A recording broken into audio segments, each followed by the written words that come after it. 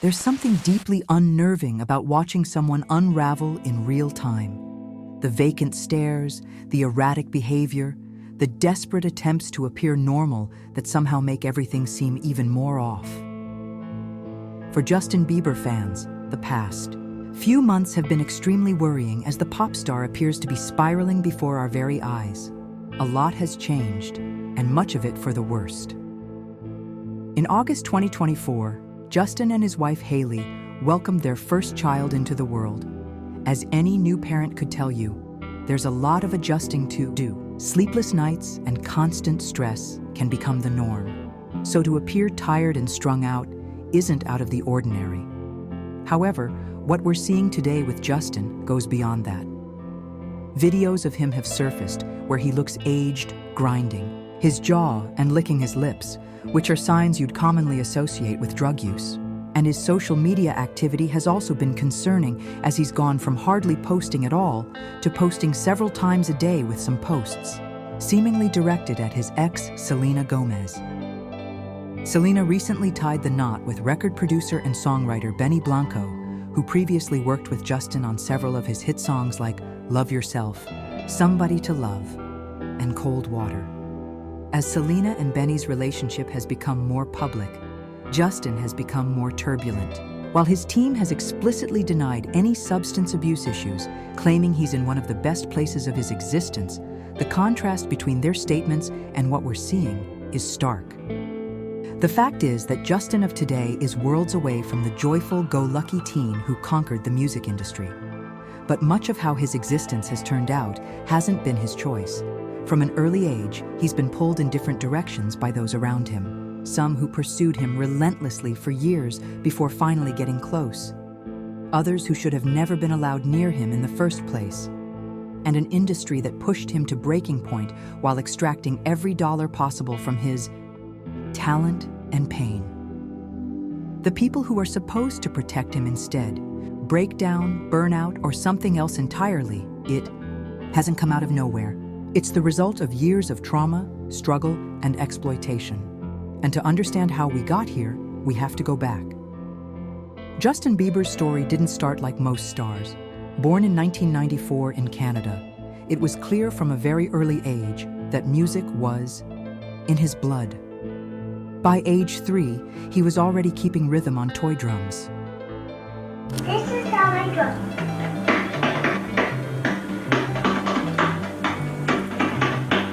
You want to be a drummer when you grow up? I can do it faster. He taught himself guitar, piano, and drums with a level of ease that stunned people, especially given he had no formal training. What's more, without taking a single singing lesson, he developed a beautiful singing voice with impressive control. It was clear that something rare was there, a raw, instinctive musical ability far beyond his years.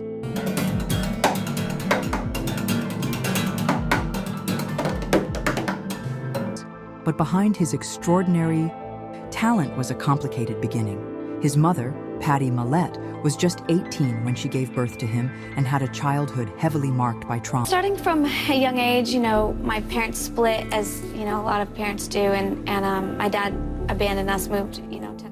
He left Patty shortly after Justin was born, leaving her to raise him as a single mother. What's especially relevant to Justin's story is that Patty continued to wrestle with addiction and depression throughout his early existence, issues he would go on to face himself one day. In 2007, when Justin was 12 years old, he started posting covers on YouTube. This wasn't some calculated career move, but simply a way for him to share his music with friends and family. However, his natural talent and charm captured the attention of a much wider audience. One of these people was Scooter Braun, a talent agent who stumbled across Justin's videos by accident. He became obsessed with tracking him down, eventually connecting with Patty through Justin's school and convincing her to bring her son to Atlanta. There, Braun introduced him to Usher, who saw exactly the same thing Scooter saw. This kid wasn't just talented, he was marketable. Soon, a bidding war broke out between Usher and Justin Timberlake. Usher won, and at just 13 years old, Justin signed. That year, Justin released his first 2 singles, One Time and One Less Lonely Girl, both of which were a huge success, reaching the top 20 in the US and Canada. In 2010, he dropped Baby, featuring Ludacris, as well as Somebody to Love, with Usher. But it was Baby that truly catapulted Justin into superstardom. The song amassed billions of plays on YouTube. We got Justin Bieber. Bieber fever wasn't just some cute marketing term cooked up by his PR team. It was a legitimate cultural phenomenon. Teenage girls would literally hyperventilate and pass out at his concerts. Mall appearances had to be shut down because security couldn't handle the hysteria. By 16, Justin had reached a level of fame that most artists spend their entire careers chasing and never find. But fame this fast creates problems, big ones. The music industry didn't just see a talented young artist. They saw a product, a package, market, and profit from every aspect of his image. His hair, his style, his persona was carefully created to appeal to the massive tween fan base driving the Bieber machine. His schedule was relentless: endless promotion, constant travel, late-night appearances, and no room for breaks. To make matters worse, adults regularly crossed boundaries with him in ways that would trigger immediate outrage today. For example, at the 2011 Brit Awards, James Corden made inappropriate comments towards him as everyone in attendance watched. "Can I say this? Lean into me again. You smell amazing. How old are you?" Thank you. How old are you?" "I'm 16. I'll be 17 in like 2 weeks. I don't ever remember smelling that good at 16. That was bad. Yeah, all right." Touching him on the face like that across the line. Justin attempted to ease the tension by playfully doing the same thing back to Corden. But this just gave Corden another opportunity to be bizarre. Just do it.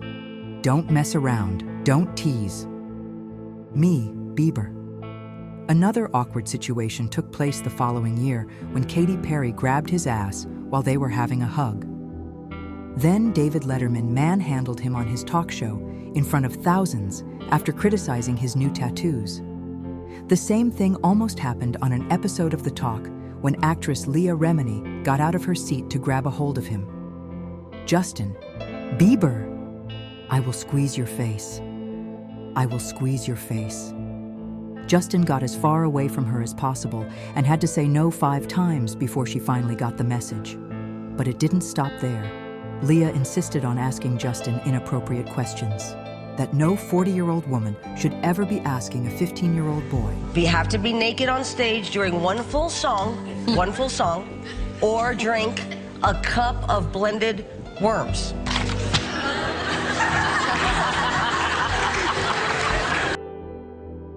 But what made it worse was that the majority of the audience was made up of young kids. It was almost like all the women on that couch were competing over Justin. If you had to date one of us, had to be, she would be a pain in the butt. I'll say that right now.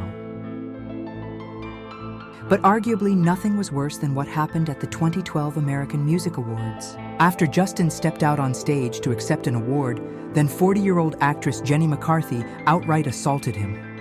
Wow, I feel violated right now. Wow.